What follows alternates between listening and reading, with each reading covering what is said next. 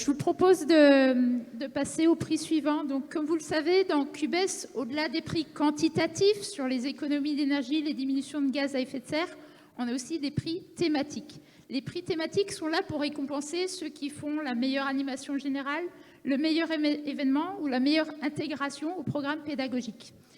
Pour remettre ces prix, donc, on invite les établissements à déposer des candidatures, un jury constitué notamment d'inspecteurs académiques, et j'en profite pour remercier M. Silvery et Mme Bouteloup, aujourd'hui qui faisaient partie du jury et qu'on reverra tout à l'heure sur scène. Et donc ce jury sélectionnait les différents candidats, les différents bâtiments, établissements qui avaient fait les actions les plus innovantes au sein de leur établissement. C'est donc, voilà, et la tâche donc, du jury n'a pas été facile, hein, comme tous les ans. Mais voilà, vous verrez les belles réalisations qui ont été faites dans les établissements. Donc le prix qu'on va décerner maintenant, c'est l'un de ces prix thématiques, justement, c'est celui du meilleur événement. Donc le nom parle de lui-même. Et pour remettre ce prix, donc, je vais appeler Madame Florence Bouteloup, qui est chef de mission académique EDD à l'Académie de Versailles. Merci.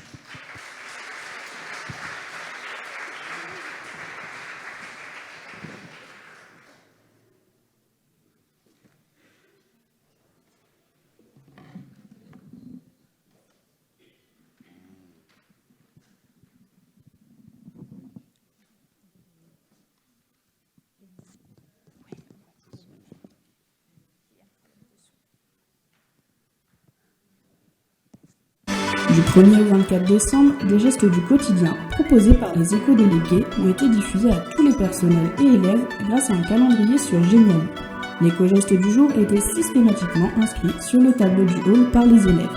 Cet événement a permis de lancer Cubes de façon originale sans impacter le cours. Tous se sont mobilisés autour d'actions simples, comme l'extinction d'ordinateurs et luminaires, et ça se ressent dans les consommations encore aujourd'hui. Le collège Jean Rostand nous donne lui aussi l'exemple parfait d'un événement fédérateur qui implique tous les occupants sans alourdir la charge de travail des professeurs.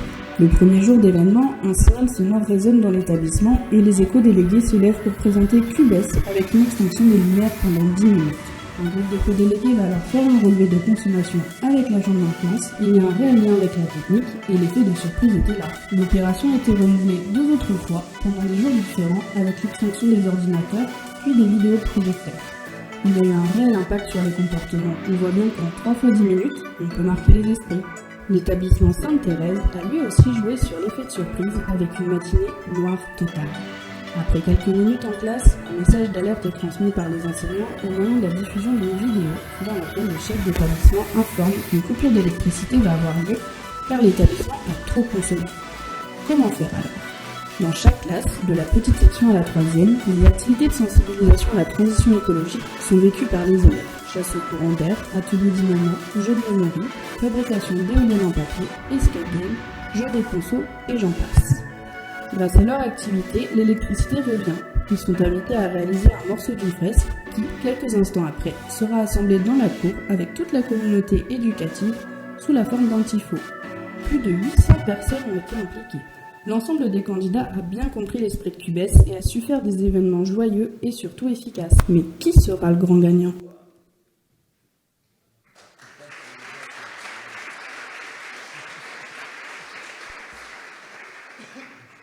Alors vous avez compris que le choix était très difficile, mais c'est avec un grand plaisir que j'appelle la Cité scolaire Sainte-Thérèse d'Écouen.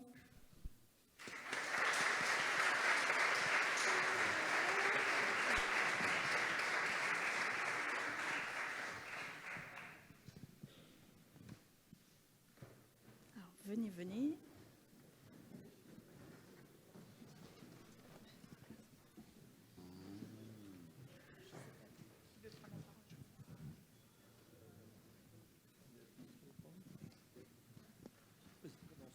Nous sommes ravis d'être là. Merci de nous accueillir. Nous venons de notre banlieue d'Écouen. On a pris le RER ce matin avec Antoine, Marie et Émile Nesson. Je suis ravie d'emmener l'école de la petite section au CM2, parce que je suis la directrice de la maternelle au CM2, et d'avoir pu travailler avec mon collègue du second degré. Et effectivement, 800 personnes étaient réunies pour cette grande journée, ce grand moment d'événement, et qui continue. Ça nous a bien lancé. On a encore plein d'économies à faire. Nous, on est au début de ce parcours, mais merci à l'équipe du CEREMA. On s'est très bien entendu. Ils nous ont vraiment accompagnés. Ça a été une boîte à idées, beaucoup de joie partagée sur cette thématique pourtant assez grave. Et ils nous ont permis de la faire vivre avec dynamisme. Merci à toute l'équipe. Christophe, tu veux... Oui, voilà. Donc 2 élèves de l'école et puis une élève du collège.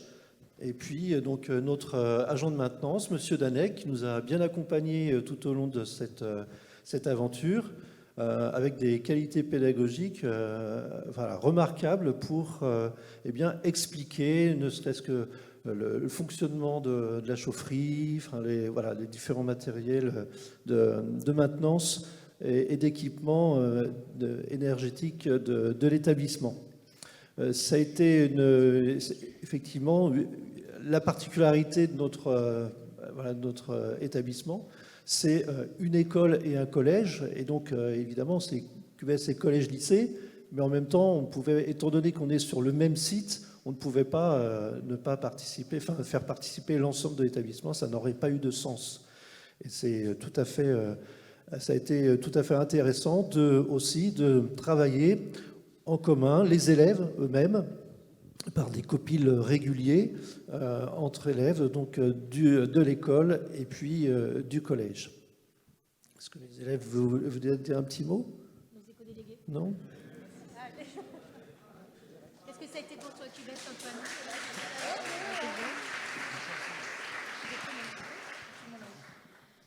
Par exemple, on a fait des affiches où, par exemple, ouvre les rideaux et tu auras des cadeaux, ou éteins la lumière et tu seras milliardaire, par exemple. Voilà, on a fait plein d'autres choses, on a fait des économies d'énergie.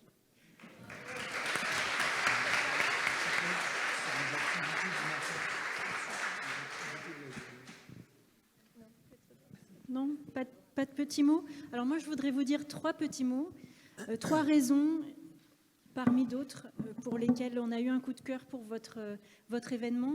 La première, c'est que on ne travaille pas sur les usages et la consommation énergétique si on n'est pas mobilisateur à l'échelle de l'ensemble d'une communauté. Et l'événement, il sert à ça.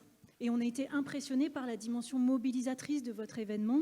Alors effectivement, toute la cité scolaire, des petits jusqu'aux grands, tous les élèves, tous les personnels, les parents aussi, les partenaires. Donc il y avait cette dimension globale dans votre événement qui était vraiment fascinante. Et puis il y a une deuxième raison qui est aussi ce que vous avez fait pendant l'événement. Parce que faire un événement, c'est bien, mais on apprend quoi dans l'événement? Et QBS, ça s'inscrit dans une démarche, c'est pas seulement pour faire de la performance, c'est aussi éducatif, QBS. Et on a été impressionnés par la qualité des animations, les thématiques qui étaient abordées au moment de cette journée événement, et ce qu'elle permettait aux élèves d'apprendre, de découvrir et de retravailler après, parce qu'il y a l'avant et l'après-événement aussi. Donc ça nous a aussi beaucoup plu. Et puis enfin, on l'a un tout petit peu vu dans la vidéo de présentation, mais nous, on a aimé l'humour. L'humour, forcément. Le choc, on a trop consommé, c'est le blackout. Et alors, qu'est-ce qu'on fait? Et ça nous a beaucoup plu, parce que c'est aussi de l'humour pour dire quelque chose. Pour dire que peut-être, c'est un sujet à prendre au sérieux. Et puis peut-être c'était un beau clin d'œil quand même à la vie de chef d'établissement. Et ça nous a plu aussi. Donc félicitations à vous.